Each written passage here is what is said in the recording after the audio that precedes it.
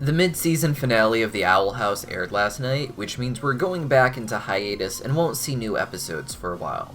It was certainly not what I was expecting from this episode, but it definitely found a different way to deliver, and it even gave us a little more lore for the Boiling Isles. My name is Deepcut, welcome back to Cartoon Universe, and here's everything we learned from yesterday's Lie, the mid-season finale for Season 2 of The Owl House. The episode opened with Luz completing work on an artificial door, for which she apparently found a sort of ritual recipe for. Using assorted random things Ida had lying around, as well as some abomination goo and of course Titan's blood, Luz manages to make a pretty sick looking door. It was interesting to see Luz only use a little bit of the Titan's blood that she has, as it means that she could possibly make more doors, something that she desperately needs since the first one didn't exactly bring her back home.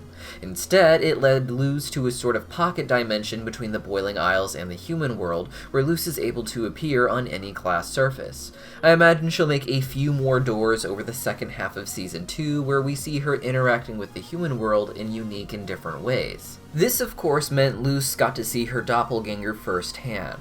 Now, after last week's episode introduced us to the concept of Grimwalkers, a lot of people, myself included, bought into the theory that this other Luz was going to be a Grimwalker herself, one made to look like Luz for whatever reason. Instead, it turned out that one of my earlier theories was correct, that evil Luz was an opportunistic demon who took Luz's place and wasn't really evil at all, but was simply trying to find a better life. This demon introduced herself as V, as in the Roman numeral for number 5, but then revealed that her name was number 5. With this, she also explains that she is essentially an experiment of the Emperor to bring back extinct species, with the Basilisk being brought back so that their methods of stealing magic could be studied. All the lore for this to happen was established back in Season 1 when a shape-shifting basilisk attacked not Hogwarts and stole everyone's magic. Now that Luz can see into the human world, we get our first real look at it ourselves since the first episode, and the Owl House crew uses this opportunity to show us the human world side of Philip Whittibane's story. Our first glimpse of this was when Luz and number 5 end up at their local historical society. Fun little fact, Luz comes from a town named Gravesfield. I don't know if that was ever mentioned before in the show, but that's a sick name. And at the historical society, we find out about how a lot of weird things happening in this town are connected to the Boiling Isles, and particularly to Ida abusing the door between the worlds. I love the show, don't get me wrong, but I would have loved to have seen a series just called Gravesfield about Luz and these cool nerds investigating local legends. I know I'm basically just describing Gravity Falls here, but it's a really cool setup they have for the formula. Honestly, they could just take the same premise and keep remaking it with different names. It worked out well for Costume Quest. Anyways, it's around here that we see that the town was established in the 1600s. Now, we were never told explicitly what time period Philip Whittibane came from, but in the Boiling Isles library, it was in a section called the Deadwardian era, which was the 1600s. This confirms that these two worlds are essentially using the same calendar, something likely established by Philip Whittibane himself in the Boiling Isles. Perhaps the Boiling Isles didn't even have their own calendar dating system at the point that Philip Whittibane came. While traveling the Boiling Isles, he could have introduced the concept to every demon that he met. Outside of the Historical Society, we see a statue of two men, one of them looking suspiciously Philip Whittibane shaped. Inside the Historical Society, we meet this bizarre conspiracy theorist caricature of myself who has a lot of wrong theories about what is going on inside of the show, kind of like Ronaldo from Steven Universe.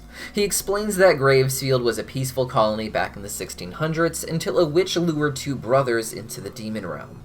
It is interesting to note that he did not refer to these brothers as being founders of the town or anything like that, yet we seemingly did see statues of them outside, so they were important in some way. He also did not explain how this presumably put a stop to the peace the colony saw early on, but if I had to guess, this marked the beginnings of portal hopping in the area from the demon realm. We've got a lot more lore to break down, but real quick, I just wanted to let you guys know that here on Cartoon Universe, we're going to be hosting a live stream Q&A with some of the cast and crew of The Owl House. We'll have Sarah Nicole Robles, the voice of Nosita herself. We'll have Sissy Jones, the former leader of the Emperor's Coven, Lilith Clawthorn, and Mila Lee, Hailey, who has quickly become a fan favorite because of her recent epic scenes as Kikimora. Plus, we have others who might be joining us, and you never know who will pop in on the day of. The stream is on August 28th at 10 a.m. Pacific Standard Time, and if you don't know how time zone works, I went ahead and put a link in the description that will convert the time and day to your local time, because I don't really understand them either. We are also happy to announce that the cast will be signing autographs live all weekend long after our live stream. We'll put a link to streamly.com in the description down below. The shop will go live Sunday night, at which point you can purchase your own autograph print from your favorite voice actors. Again, everything you need is in the description down below, and I'll see you guys there. Now, one important thing to touch on is that this crazy guy's story was about two brothers being lured to the demon realm, not just Philip Whittibane. This indicates that Belos' story about savage magic killing his family may be accurate. This makes Belos' motives not exactly evil, as his goal seems to be leveling the playing field for all beings, giving them equal access to limited magic without access to the savage magics that seemingly killed his brother. In the previous episode, we saw a recipe for something called a Grimwalker, which appears to be a golem of sorts, an artificial human. The recipe for creating a Grimwalker indicated that whatever you created would end up having pink eyes, just like Hunter's. Hunter was told that Belos is his uncle, so while it is still possible that Hunter is just a clone for Belos to jump into, perhaps one of many in a long line leading back to Philip Whittibane, it could also be that Hunter is a clone of the other brother that was led to the demon realm, or a clone of a son he might have had with a witch, since Hunter does seem to have the witch's ears. It is very interesting to see how all of this is coming together, and it's so frustrating knowing we won't get any real answers until part 2 of the season comes back, and as of now, we don't really know when that is. Now, outside of the lore, this episode also managed to raise the emotional stakes really well. The story was primarily about Luz's mother learning the truth about her daughter. In the beginning, she seems proud of Number 5, who is posing as Luz. This version of Luz seems to be the opposite of the real Luz, someone who loves order and socializing regularly. We can see that Luz's mother, Camille, seems to regret this change and misses the fun that Luz's imagination would get them wrapped up in. One of the hardest things any show has to do is explain the entire history of the show to a parent in a quick way without it feeling forced. The show did a good job of that here by making Camille the active agent in the story. She had to take what was being handed to her, believe it or not in that moment, and make a choice in order to advance the plot. It was tough watching her wrestle with the complex feelings she had about Luz's situation.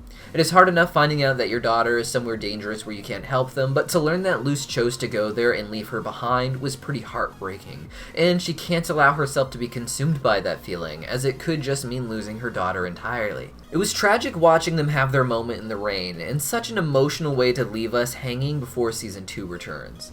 We don't know exactly when that will be yet, but make sure you subscribe to the channel so you don't miss it when we do get a release date, and of course so you don't miss our live stream Q&A with the cast of The Owl House on August 28th. Don't forget to check out the Streamly shop in the description down below when it goes live on Sunday night. See you guys later!